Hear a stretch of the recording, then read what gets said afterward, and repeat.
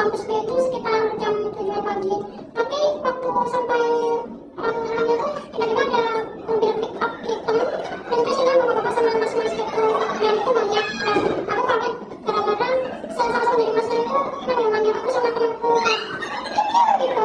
Jadi kayak biasa ada di goncengannya. Tiba-tiba maaf pak itu dipegang gini, terus habis itu ada aja. Terus dari situ aku diarahin sama saya, terus kayak dikasih muka kayak campuran gitu pak.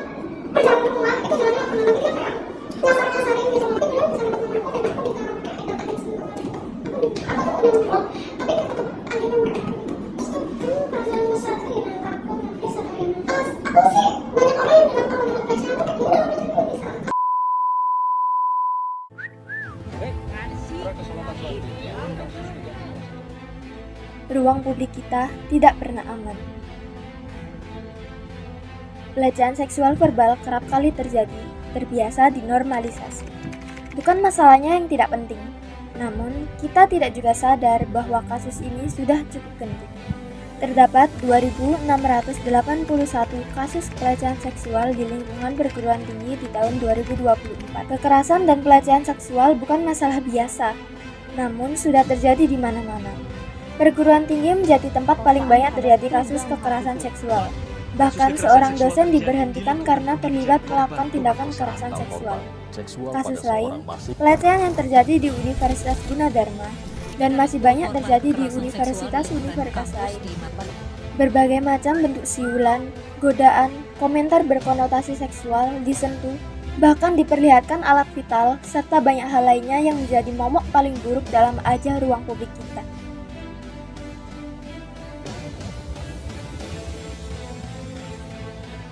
Mereka yang dilecehkan bingung, takut, bahkan mengalami gangguan mental, tidak tahu harus berbuat bagaimana. Mereka hanya bisa diam dan sering bungkam yang menjadi kebiasaan. Lagi-lagi kekerasan seksual dianggap candaan. Kita tidak sadar betapa besar kecilnya apapun bentuknya. Kejahatan tetap kejahatan.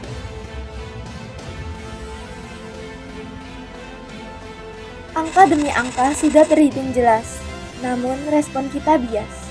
Masalah krusial yang disepelekan. Sudah saatnya kita sadar mulai dari hal kecil. Sudah saatnya kita lantangkan, jangan jadi penjahat. Semoga ini semua menjadi awal yang baik. Berani dan jangan ragu. Kami di sisi. Kekerasan seksual bukan hanya terjadi pada perempuan saja, namun laki-laki juga bisa menjadi korban.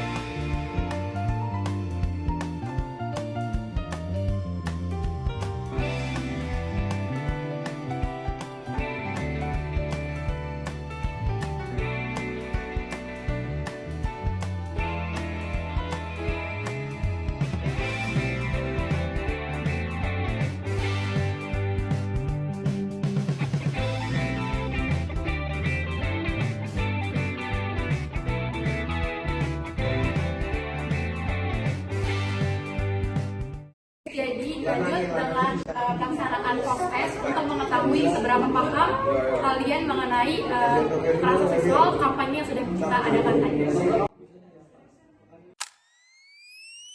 Jelaskan apa yang perlu Anda lakukan sebagai seorang mahasiswa baru jika mengetahui adanya tindakan kekerasan seksual di lingkungan kampus. Mungkin dari saya sendiri ya, karena saya cukup jarang melihat kekerasan seksual yang terjadi di mata saya sendiri. Mungkin kalau misalkan saya bakal melihat nanti, saya bisa mungkin bakal datengin orangnya langsung gitu, datengin korbannya. Kalau misalkan pelakunya itu sudah nggak ada, mungkin saya bakal berusaha untuk datang dan nanya keadaan korban. Kalau misalkan bakal ada dan entah saya memiliki keberanian gitu ya, mungkin saya bakal mencoba melakukan kegiatan yang membuat perbuatan dari si pelaku itu berhenti. Apakah pendidikan seksual itu bisa dilakukan jika menikah dengan suami? Karena itu kadang penanganan perlemahannya itu udah maksimal, aku masih ada yang boleh ditingkatkan gitu. Awal maba saja kita udah diberi tahu tentang edukasi kekerasan seksual dan juga lembaga penanganannya. Jadi menurut saya dalam 3 atau 4 bulan ini cukuplah menurut saya anggap. Kekerasan seksual bertentangan dengan Pancasila. Dan norma yang berlaku, Seharusnya kita saling menghormati. harkat dan martabat, Sama manusia. bukan diciterai. Dengan tindakan Tidak bermoral. Oh.